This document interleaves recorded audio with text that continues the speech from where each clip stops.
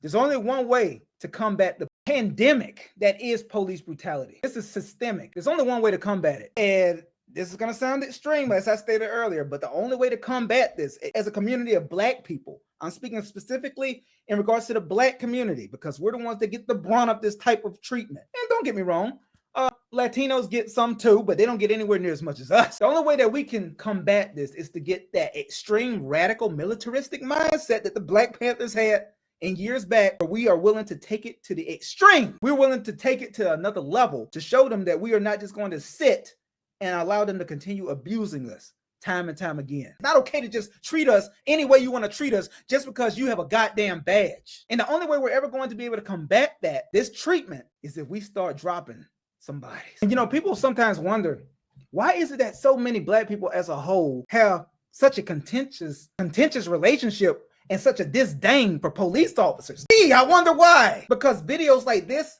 are the norm. They are not aberrations. They're not deviations from what usually occurs. Depending on where you're at, I can tell you as a Black man who has lived in Jacksonville, Florida my entire life, what you saw in that video is a very, very good indicator of the type of treatment that so many African American, or I just say Black because I don't like using that term African American, so many Black people in Jacksonville get that exact same treatment. But the most disgusting part about it is the fact that the majority of people who get treated like this young man got treated in that video, those people most likely don't have a camera that's actually recording the whole thing. So I am so happy that this young man had that set up, recording this entire debacle, this entire display of disgusting, immoral, inhumane behavior that we saw there. We need to see some substantive actions that are actually taking place just to prevent things like this continuing from happening in my city. Because if we continue to have the same problem over and over and over, that still doesn't solve anything. When we have situations where there's police brutality like this, the only way that is actually going to start enacting change is that we start actually taking the settlements, which is